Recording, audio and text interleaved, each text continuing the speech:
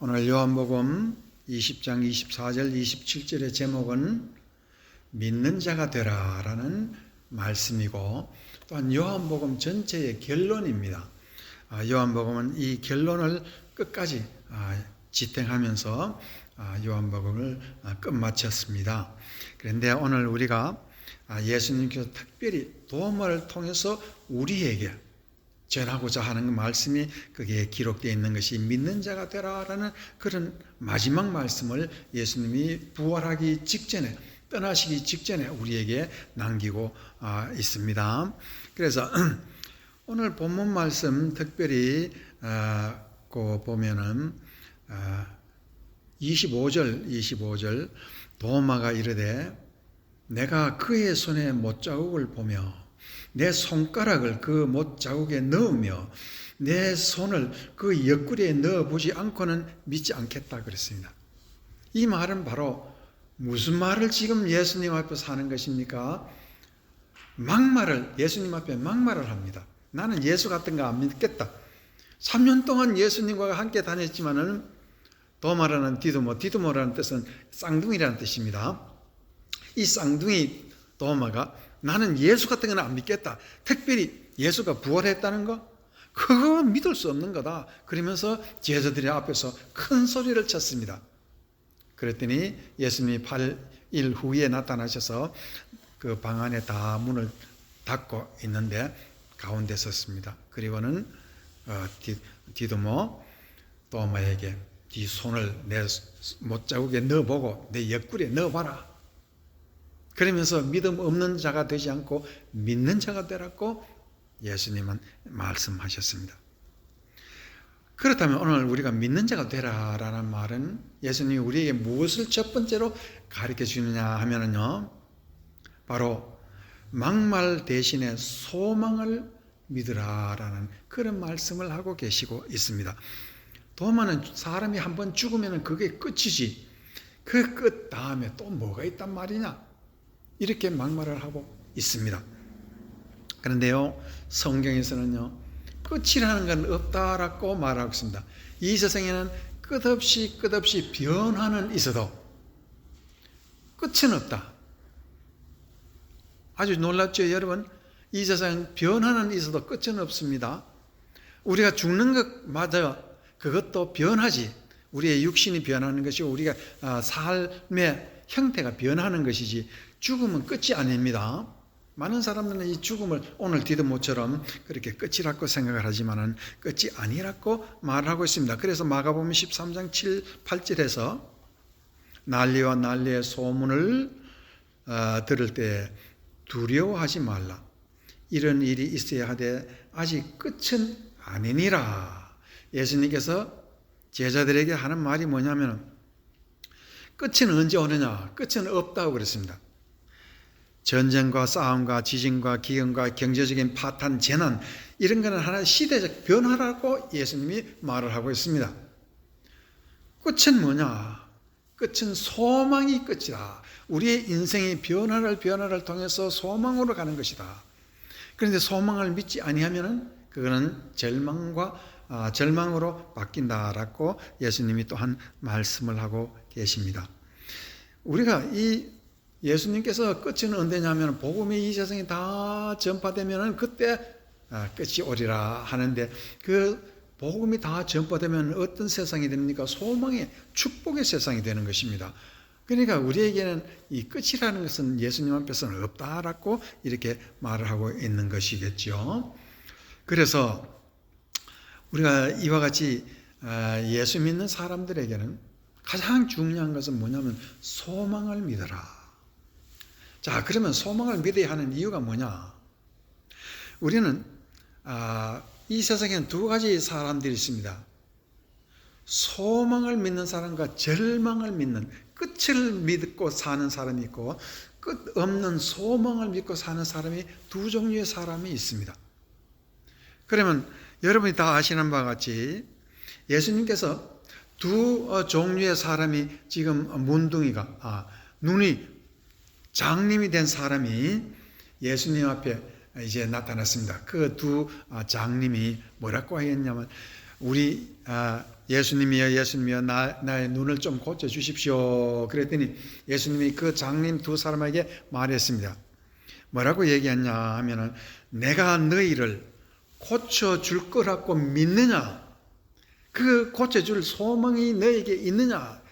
그렇게 물었습니다. 그랬더니 두 소경이 하는 말이 예, 우리가 그것을 믿습니다. 그랬더니 마가복음 9장 28, 29절에 네 믿음대로 될지어다 라고 했습니다.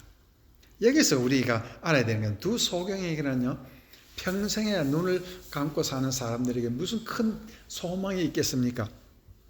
그러나 그들에게 귀에 들려오는 것이 있습니다. 이 세상에는 소망이 있는 세상이라는 것을 예수를 통해서 전해지고 있었습니다.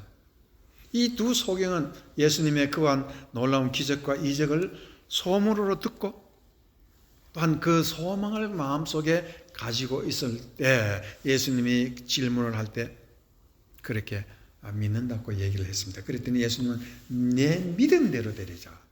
우리가 절망을 믿으면 절망대로 끝이 나고 소망을 믿는 자에게는 소망으로 우리에게 한없는 변화의 세상에서 그 변화가 복을 향해서 축복을 향해서 소망을 향해서 이렇게 이어지고 있다라는 것을 우리는 성경이 잘 말하고 있습니다.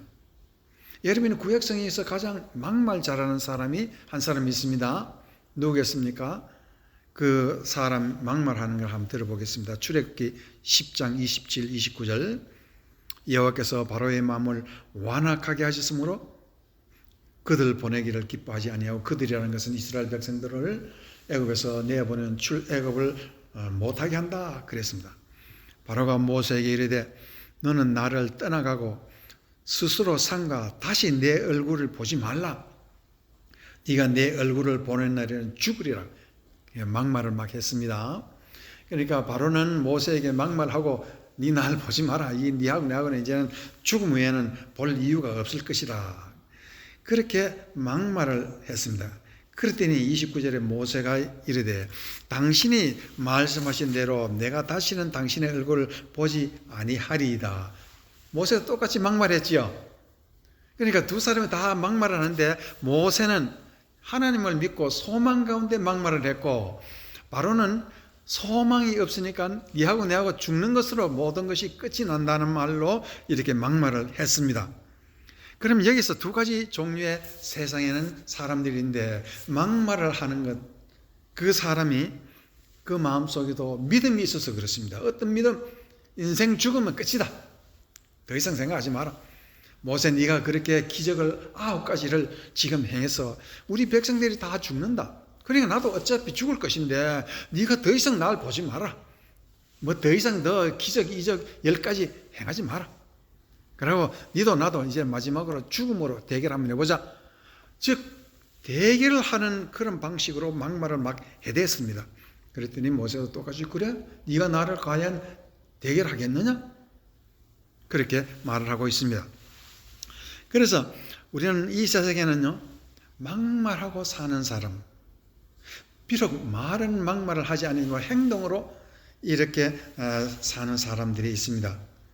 그래서 그런 막말하는 사람, 행동으로서 그렇게 사는 사람을 막장 인생이라고 그러죠. 그래서 여러분이 한국의 드라마를 보면 막장 드라마 많습니다. 막장 드라마의 사람들은 대개 어떤 사람입니까? 막말 마구대로 하고 그대로 막장 인생을 사는 것입니다. 죽으면 끝인데 살면서 잘 먹고 잘 살자. 이거 막장 인생 아니겠습니까? 그래서 누가복음 16장에 보면은 23절 25절에 보면은 그가 음부에서 고통 중에 눈을 들어 멀리 아브라함과 그 품에 있는 나사로를 보고, 이것은 누구를 얘기합니다? 부자지요. 부자는 이 세상 살면서 어떻게 살았습니까? 막장 인생 살았다, 그런 뜻입니다. 보고 불러 이르되 아버지 아브라함이여 나를 긍휼히 여기사 나사로를 보내어 그 손가락 끝에 물을 찍어 내 혀를 서늘하게 하소서. 내가 이 불꽃 가운데 괴로워하나이다. 그렇게 얘기하니까 이제 25절 아브라함이 이르되 너는 살았을 때 좋은 것을 받았고 나사로는 고난을 받았으니 이것을 기억하라. 이제 그는 여기서 위로를 받고 너는 괴로움을 받느니라. 오늘 예수님께서 누가복음 16장에서 부자와 나사로의 예화를 통해서 우리에게 뭐를 얘기하고 있냐면, 부자는 좋은 옷 걸치고 좋은 음식 먹고 자기 집 앞에 있는 나사로 제대로 음식 한번 갖다 주지 않더라. 그러니까 그들이 둘 다 죽어서 나사로는 천사들에게 이끌려 저 하늘 아브라함 품으로 올라갔고, 부자는 막장 인생 사는 사람 다 저 불구덩이에 가더라는 것이 예수님이 우리에게 가르치는 귀한 예화 옳습니다.